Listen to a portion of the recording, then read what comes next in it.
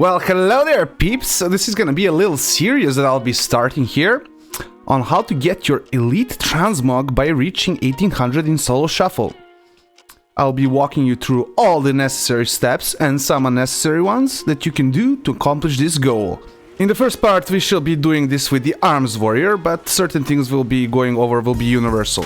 The video will be separated in parts. Part 1 will be more of a guide and things you want to do before you even step into the arena, with a little bit of gameplay and tips at the end, while the other parts will be full solo shuffle gameplay analysis as we climb the ladder. And I want to make it clear that I haven't made a warrior since like Wrath of the Lich King, so this should be a perfect example of the learning process towards reaching that 1800 goal. So first things first, you want to reach level 70 of course and start grinding out your honor gear. If you got money, buy the crafted PvP items. It's time to pop the cherry and go into the battlegrounds. If you were leveling in war mode and were lucky to pick up a few chests, you can also pick up the world PvP items. You should do the weekly PvP quests for honor, conquest, body tokens, trophy of strife to try and get a few epic PvP items as soon as possible. Depending on the week, this can be very easy or a bit annoying to finish. A good example is actually this week, where you gotta do world PvP quests in Azure Span, which makes my dive bombing strategy harder to pull off than in other zones. I have a video on that in the description. But it's also the normal PvP quests, like proving teamwork and proving war. They make you go into the epic battlegrounds, which is not, not good for fun, good for honor, but just not good for fun.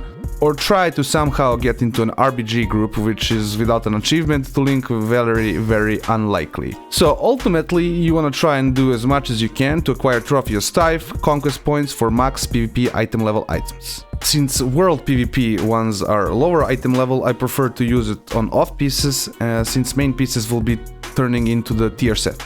And for the tier set, the stats are predetermined anyways, so it doesn't matter what item you're putting in, only the item level.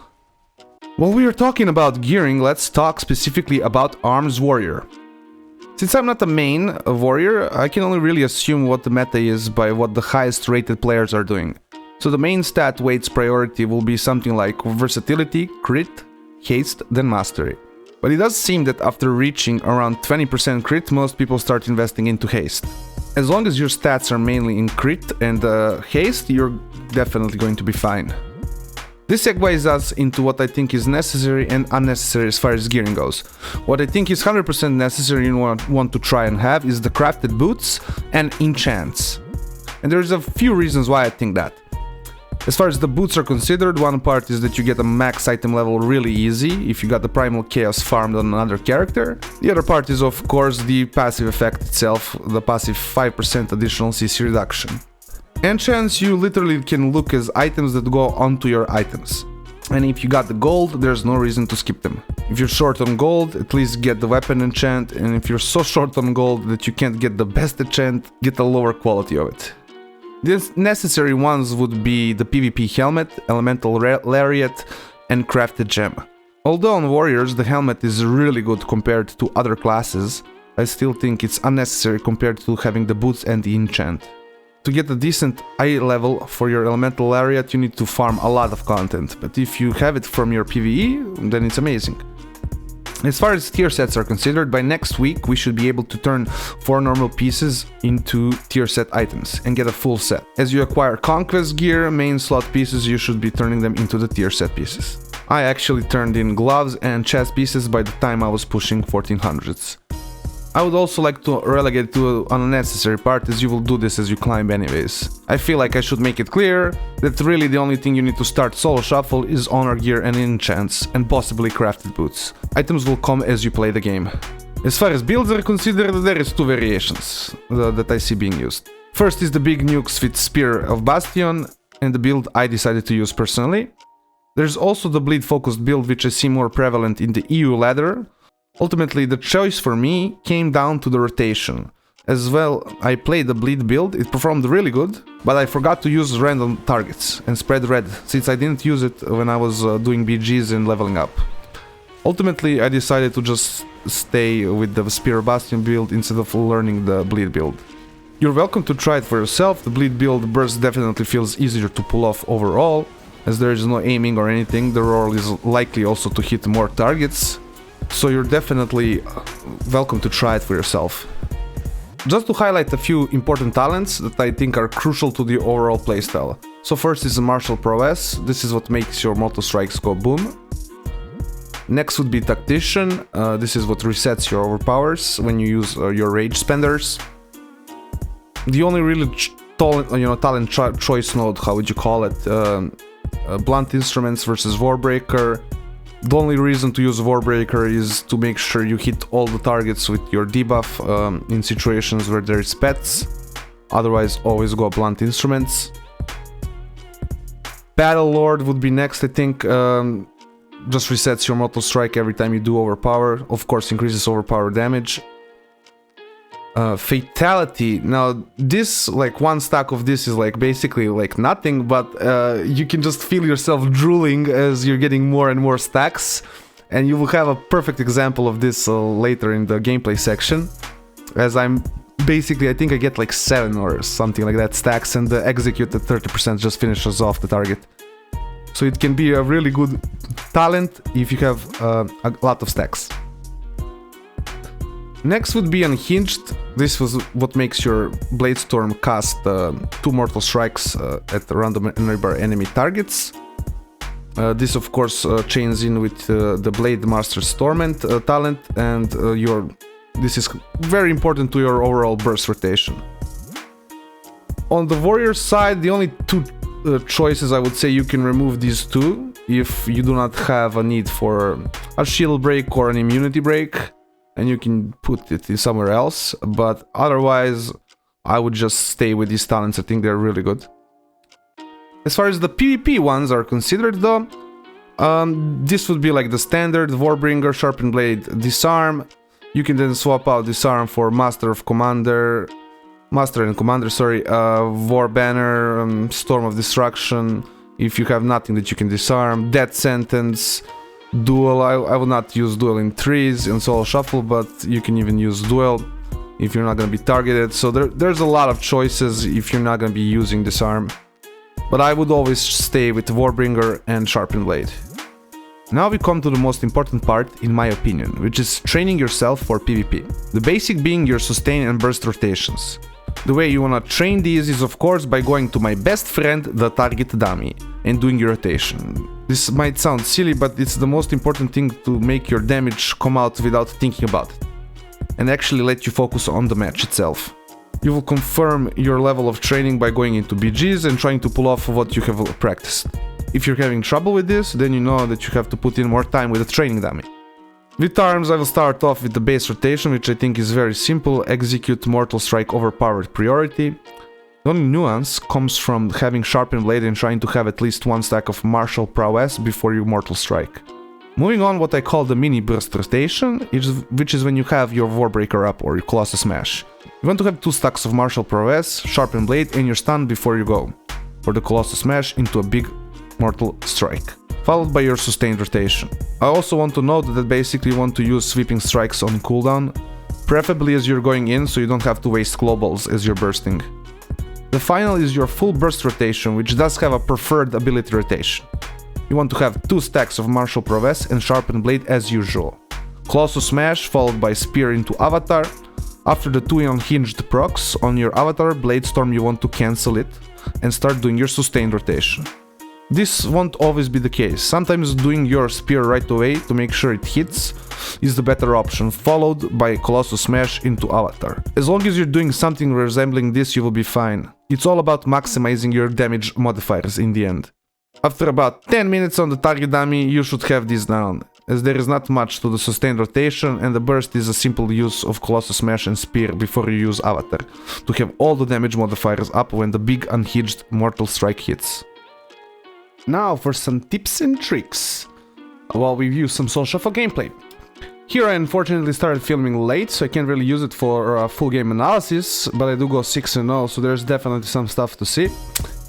An important thing to discuss before we finish this video is defensive techniques. As an arms warrior, you kind of have a lackluster survivability. Your general defense will come from ignore pain and impending victory. As both of these are infected by dampening and start to lose their power as the game goes, and they're not even strong at the start of the game in solo shuffle, you know, you have to basically spam them on cooldown, and as the game goes on, it's gonna be a lot weaker. Another thing that you have is Spell Effect. It's an amazing spell, but it's really like your only anti-caster ability. Die by the Sword is also an amazing ability, but can be kind of weak versus magic teams. In those situations, you want to try and use your mobility and pillar most aggressive cooldowns. Learning to use your Blade Storm to counter enemy goes by preventing yourself from being CC'd. Using your CC as a defensive tool to prevent enemy burst windows. Of course, bringing all those skills together with Rallying Cry and Intervene to save your partners. Here I'm basically also the only person in this game to win with the Warlock, because I'm consistently, I think, the only DPS who is trying to save his life on a consistent basis. And I think also Arms Warriors are really good at, you know, saving other people with the plethora of CC that they have.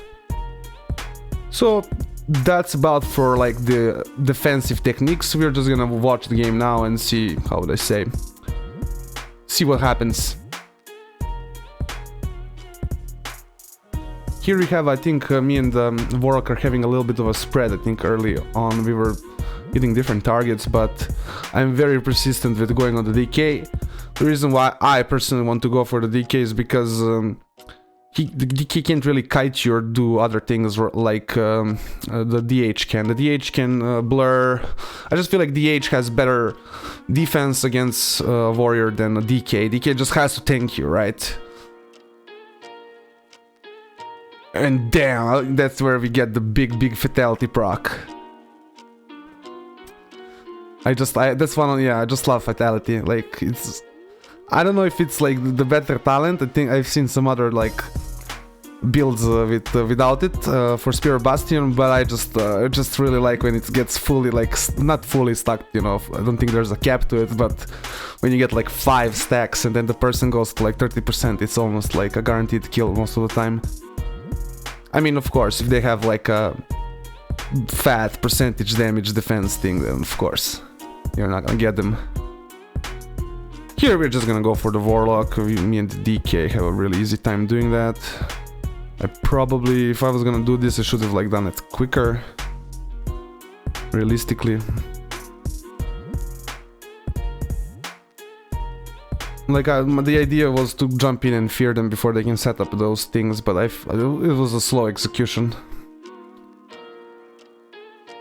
Here you see just Warlock is having a very tough time surviving me and the DK. Yeah, we just destroy him. It's just unfortunate, like, as a DH player I can say that one of the things that DH kind of lacks is team utility. Like, the only thing that the DH has is darkness, pretty much, and CC, but like, yeah, even that CC is pretty much stuns.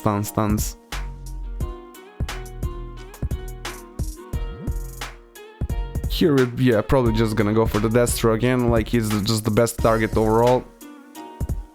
Destro Warlocks, like, I harped on them in a previous video, like they do so much damage, but I feel like they are still, yeah, very squishy if you can like just train them.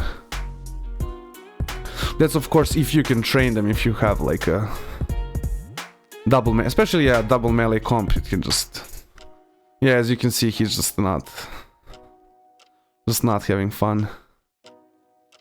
Here I'm not using my CC, like I'll definitely say that, but that's a mistake. I should definitely be more aggressive. Like here I use it, but like, yeah, they're stacked up. We get it, yeah. I feel like I should have done that a little bit earlier, but that's perfect anyways. Here I'm with the Warlock again on the team. I think the Warlock literally only wins 2 games with me on the team. So it just shows another part of the Arms Warrior. Like, warriors are really good at pressure, like making tempo, just making a lot of pressure early, and I think we're really good at saving their own teammates, like just really good peeling. Maybe not as much versus like casters, but like versus melees, you have disarm, fear, stun, a spear, because I'm using spear. Like, you have so many things that you can do. Intervene, rallying cry. Like, there's so many things. Here we decided to go for the DH this time. The Warlock actually says that DH has no magic mitigation, which is absolutely just not true. Just not true. The DH actually has base, like baseline, what, 20% magic resist, magic damage reduction, so... I would even say the DH is tankier than the DK, because the DK, all of his, like, tank ability, let's call it tank ability versus casters, really comes from... his shields, which are in dampening there, dampen down. So I would say the DK would have been easier overall. I'm not sure. Like, we're definitely doing good pressure here on the DH. I could be doing a better job at like disarming. I'm gonna do it. I think it's now, yeah, but I feel like that could have came earlier. We've done more pressure with it. We're chaining him into a stun and we just get him. Very beautiful. Well, I hope you've enjoyed this video. Look forward to the second part where we're just going through full games. Like, comment, subscribe, and have a nice day.